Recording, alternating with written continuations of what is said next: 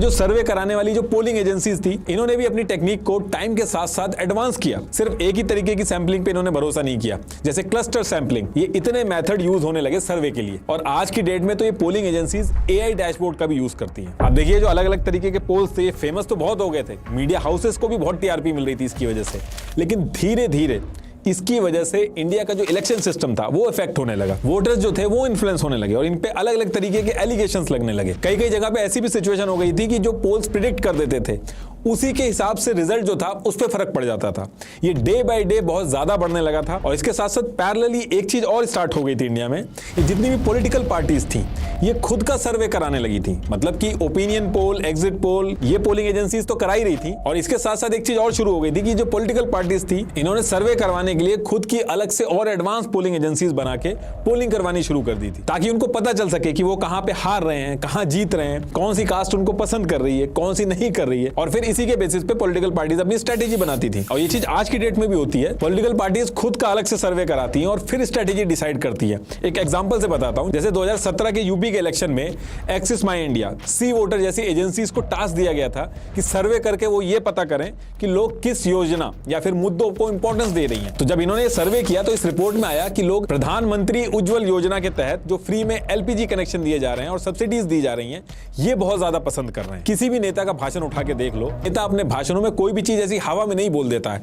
हर चीज कैलकुलेटेड होती है, डेटा से बैक्ड होती है, और जो मिस इन्फॉर्मेशन भी फैलाई जाती है वो भी इन्हीं डेटा के ऊपर बेस्ड होती है और जानबूझ के फैलाई जाती है। इन पोलिंग एजेंसीज डेटा और टेक्नोलॉजी का यूज करके इलेक्शन के टाइम पे नेताओं को आपके बारे में आपसे ज्यादा पता होता है, और भाषणों में किस कास्ट और रिलीजन को क्या बोल के इंप्रेस करना है, ये सारी चीजें डेटा और सर्वे से निकाल के नेता आपके सामने परोस देता है। आपको लगेगा कि आप अपनी मर्जी से जाके वोट दे रहे हो, लेकिन एक्चुअल में एक प्लान तरीके से सिलेक्टिव इंफॉर्मेशन देके आपसे वोट डलवाया जाता है। तो देखिए, जैसे कि मैं बता रहा था अभी कि उस टाइम पे भी जब ये पोल्स होते थे तो इनको लेके बहुत आवाजें उठने लगी थी, क्योंकि इंडिया के अंदर इलेक्शन जो थे वो फेजेस में होते थे, और इन पोल्स और रिपोर्ट्स के आने के बाद जो बाकी के फेजेस होते थे उन पे बहुत इंपैक्ट पड़ता था। तो फिर इन प्री इलेक्शन पोल्स को लेके कई सारी पॉलिटिकल पार्टीज ने आवाज उठाई कि वोटर इन्फ्लुएंस हो रहा है, इसे बंद होना चाहिए। और सबसे ज्यादा अपोज इन प्री इलेक्शन पोल्स का ईयर 1996 के इंसिडेंट के बाद हुआ, जिसके बाद इलेक्शन कमीशन को प्री इलेक्शन पोल्स के लिए रूल्स बनाने पड़े। एक्चुअली हुआ क्या था कि ईयर 1996 में पोलिंग एजेंसीज ने प्रेडिक्ट किया कि इस बार हंग पार्लियामेंट फॉर्म होगी। हंग पार्लियामेंट मतलब कि कोई भी पार्टी जो है वो सरकार नहीं बना पाएगी, और जैसा इन पोल्स ने प्रेडिक्ट किया था एग्जैक्टली वैसा ही हुआ। अब इस इंसिडेंट के बाद पॉलिटिकल पार्टी जो थी इन प्री इलेक्शन पोलिंग को मॉडल को लेके अपोज करने लगी कि ये बहुत बड़ा डिसएडवांटेज है। जनता इन प्री इलेक्शन पोल्स के हिसाब से चल रही है। कई पॉलिटिकल पार्टीज के ऊपर तो ये भी एलिगेशन लगे कि ये पॉलिटिकल पार्टीज पैसा देके इन पोलिंग एजेंसीज को खरीद रही हैं और अपनी हवा बनवा रही है, जिससे बहुत नुकसान हो रहा है, और ये तो एक लोकतंत्र की हत्या है। तो ये जो पोलिंग एजेंसीज थी इनका एक पूरी तरीके से बिजनेस बन चुका था। हालांकि आज की डेट में इन एग्जिट पोल और ओपिनियन पोल को लेके रूल्स बने हुए हैं, लेकिन आज की डेट में भी एलिगेशन लगते हैं कि इनको मैनिपुलेट किया जाता है। एस.वाई. कुरैशी ने ऑन रिकॉर्ड बोला है कि ये जो पोलिंग एजेंसीज हैं ये बड़े आराम से दो रिपोर्ट देने के लिए राजी हो जाती हैं। एक तो ओरिजिनल देती हैं जो एक्चुअल डेटा सर्वे का आया होता है, दूसरी गलत रिपोर्ट जो पैसा देके जैसी रिपोर्ट बनवाना चाहे वैसी बना के वो दे देंगी। 2014 के इलेक्शन के टाइम पे न्यूज एक्सप्रेस के 7 रिपोर्टर्स ने एक स्टिंग ऑपरेशन किया।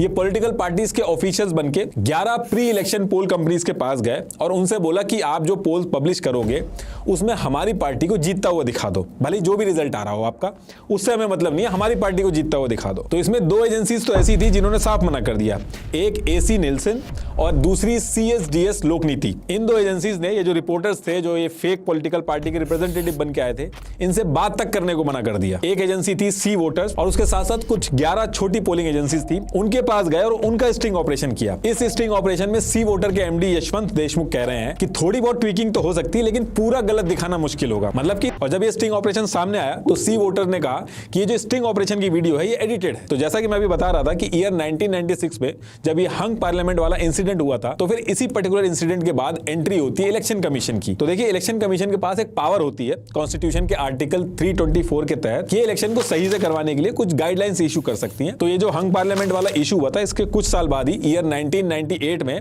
इलेक्शन होने थे गुजरात, हिमाचल प्रदेश, मेघालय और त्रिपुरा में। और इन इलेक्शंस को सही से करवाने के लिए इलेक्शन कमीशन ने कॉन्स्टिट्यूशन के आर्टिकल 324 के तहत गाइडलाइन इशू की, जिसमें यह था कि प्री इलेक्शन पोल्स ये जो पब्लिश करे जा रहे हैं, ये जो पूरा गेम चल रहा है, ये अब नहीं चलेगा। इस इलेक्शन में न्यूज चैनल और न्यूज़पेपर जो है इलेक्शन के दौरान प्री इलेक्शन पोल्स जो है वो ब्रॉडकास्ट नहीं कर सकते। अब इस चीज से मीडिया को बहुत ज्यादा नुकसान हुआ, टीआरपी का बहुत ज्यादा नुकसान हुआ, लेकिन मीडिया को मानना पड़ा और इलेक्शन कमीशन के इस एक स्टेप की वजह से ये जो इलेक्शन थे बहुत ही आराम से कंप्लीट हो गए। लेकिन इसके बाद क्या होता है कि ईयर 1999 में लोकसभा के इलेक्शन होने थे और इस बार इलेक्शन कमीशन ने फिर से सेम गाइडलाइन इशू करी पोलिंग्स के ऊपर, यह कहकर कि अब प्री इलेक्शन पोल्स जो है वो मीडिया इलेक्शन के टाइम पे ब्रॉडकास्ट नहीं कर सकती क्योंकि इससे वोटर जो है वो इन्फ्लुएंस होता है।